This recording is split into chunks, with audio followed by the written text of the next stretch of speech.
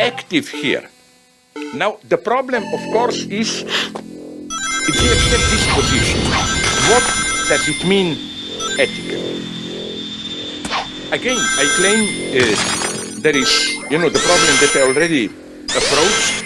There is no guarantee that horrible thing cannot happen. Like, this was a big shock of me. I read 2-3 books on if there is a nightmare of a human person. This is Pol Pot. You remember?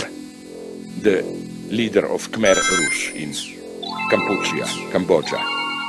Well, all descriptions agree that there was even a myth within the Khmer Rouge that he reached the highest enlightenment.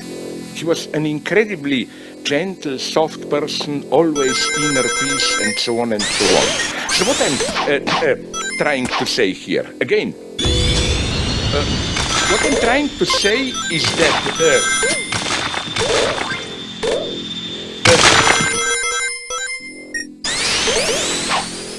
there is nothing which prevents you from reaching inner enlightenment and go on doing horrible things. Now you will say compassion, but is not the basic Buddhist attitude that of compassion with all suffering beings and so on and so on. But let me assure you, this problem was solved long ago with the wonderful notion of compassionate war. Like you can do all the killing, but with compassion and so on and so on. Then you have another problem here, which I think makes it even more. Many Buddhists admit that you can reach something like nirvana also through biochemical means, with simple chemical intervention. You don't need to go through all the meditation, blah, blah, blah. So the problem is, doesn't this undermine the ethical status of meditation? That is to say, is there a distinction between, let's say, real enlightenment where you meditated, worked hardly to reach it, and simply taking a pill and finding yourself in a blessed state? Owen Flanagan, a cognitivist who is also close to Buddhism, proposed what he calls here a normative exclusion cause. I quote him: cases where happiness in the sense of Buddhist enlightenment, is gained by magic pills or is due to false belief do not count because the allegedly happy person must be involved in cultivating her own virtue and happiness.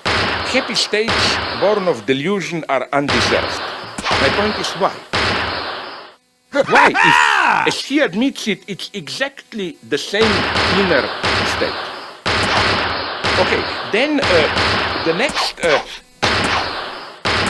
so again, because of all this... I'll be seeing you!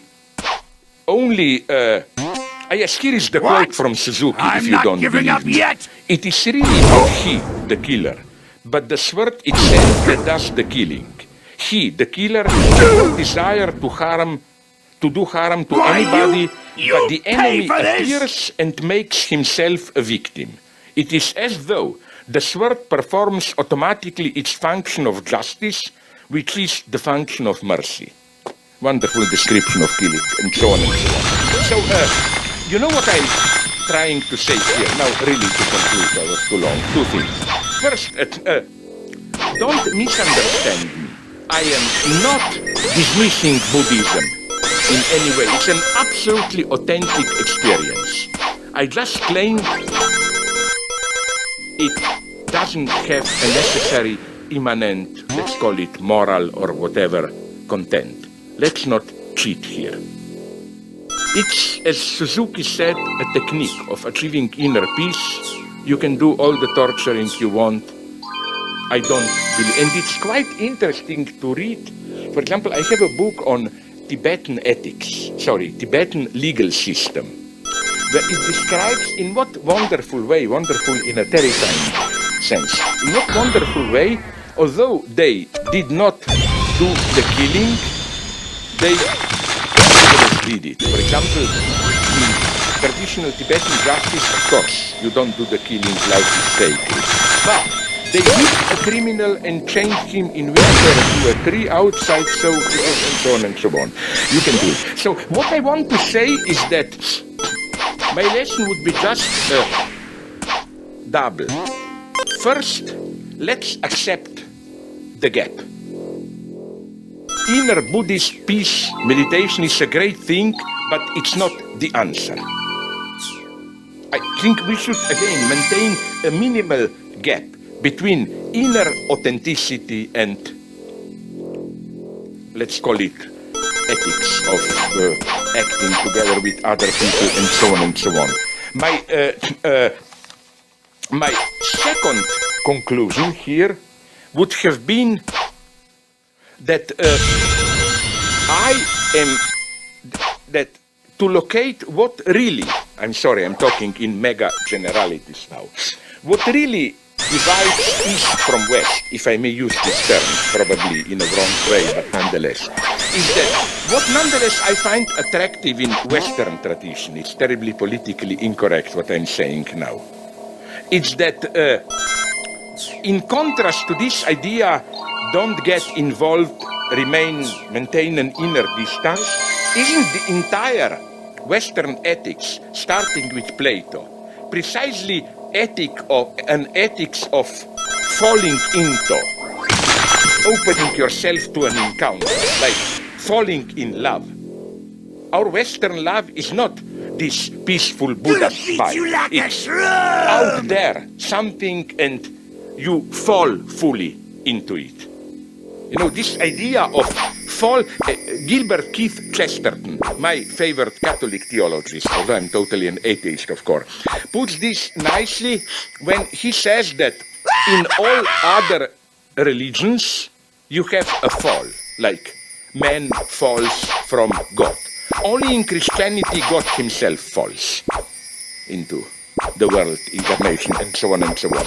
So what I'm saying is that what I am tempted to do here, but even here, I'm not sure if maybe some Buddhism snap to it. It's a very tricky point. It's, you know, at least I'm totally opposed to Star Wars Buddhism. I will stop immediately. To Star Wars Buddhism, you know, which is, you know, how Anakin Skywalker became Darth Vader by getting too identified, too much love. No, I mean, my friend Kojin Karatani, a Japanese leftist, told me that there is nonetheless a Buddhist tradition which says, no, nirvana does not mean maintain inner distance. Nirvana means fall fully into the world. In the sense of fall without reserve. You lose your ego, not by some inner meditation, but precisely you lose your ego by falling radically into the world, accepting fully the world. And even, okay, I should maybe have stopped here, but my basic message again would have been that that maybe here there is an irreducible ethical line of division of how I'm tempted to claim that what we need precisely today, when a kind of a false Buddhism is becoming generally accepted ontology, is precisely to advocate the fall. Not wise distance, not like engage yourself fully, step out of yourself, fall into it. I think this is, for me, the ethics that we need today. I'm very sorry I was too long, and I improvise it because this is part of the work in...